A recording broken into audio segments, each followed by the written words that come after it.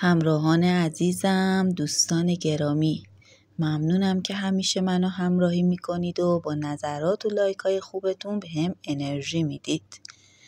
امروز میخوام این خوراک پروتئینی خیلی خوشمزه رو بهتون یاد بدم. بریم که با هم درستش کنیم. به نام خدا، سلام.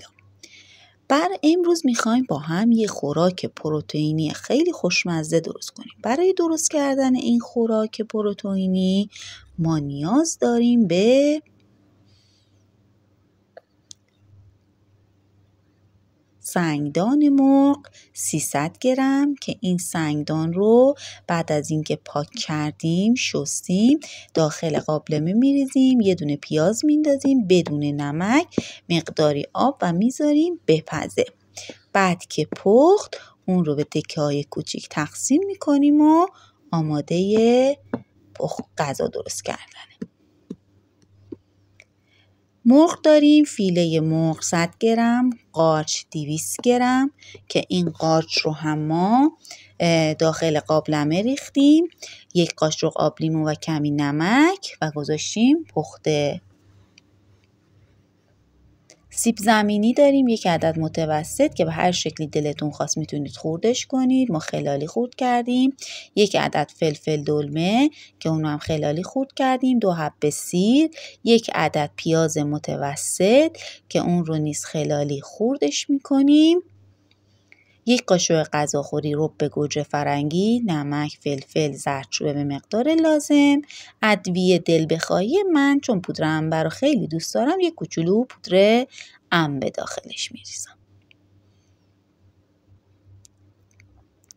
پیازهایی رو که خلالی خرد کرده بودیم به این شکل سرخش میکنیم. سیب زمینی هایی رو هم که خلالی یا نگینی خردش کردیم رو هم سرخش میکنیم. من در سرخکن سرخ کردم. حالا مقداری روغن داخل قابلمه میریزیم. مرغ هامون رو داخل روغن میریزیم و اجازه میدیم که این مرغمون داخل روغن تفت بخوره. وقتی مرغ رو داخل روغن میندازید مقداری آب میندازه. اجازه میدید که آب مرغتون تموم بشه و یه مقدار تفت بخوره. بعد سنگدون رو داخلش میریزیم. سنگدون ما پخته است، فقط با مرغمون تفتش میدیم. بعد از اینکه سنگدونم تفت خورد نوبت قارچمونه. قارچم پخته شده آماده است و اون رو هم با موادمون تفت میدیم. نوبت میرسه به فلفل دلمه ها. فلفل دلمه رو هم بهش اضافه میکنیم و فقط در حد تفت دادن یه هم میزنیم. پیازمون رو میریزیم، سیرا رو هم رنده میکنیم، اون رو هم به موادمون اضافه میکنیم. من موقع سرخ کردن پیاز 1 کوچولو بهش زردچوبه زدم تا طلایی بشه. خوب مواد رو مخلوط میکنیم تا با هم یک دست بشن. نوبت رب بمونه. 1 قاشق غذاخوری رب میریزیم. میتونید از پوره گوجه فرنگی هم استفاده بکنید که کاملا دلخواهه. رب رو هم با موادمون مخلوط میکنیم. ما همیشه گفتیم قبل از ریختن ادویه اول ربمون رو اضافه میکنیم. رب رو که به مواد اضافه کردیم نوبت میرسه نمک، فلفل، زردچوبه و پودر عنبر. عرض کردم خدمتون ریختن ادویه کاملا اختیاری، اصلا نیازی نیست، ولی پودر عنبر یه مقدار خوشمزه میکنه. در نهایت 1 نصف استکان آب بهش اضافه میکنیم.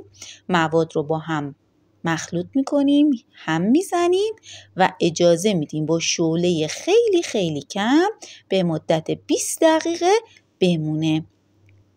این خوراک ما بعد از 20 دقیقه آماده سروه. به به به به، ببینید چه خوراک پروتئینی خوشمزه‌ای شده. این خوراک پروتئین را شما حتی میتونید به عنوان لقمه مدرسه درست کنید تا فرزندانتون 1 لقمه سالم رو ببرن مدرسه. نوش جان نگاه پرمهر شما دوستان عزیزم که همیشه به من انرژی میدید. دوستتون دارم.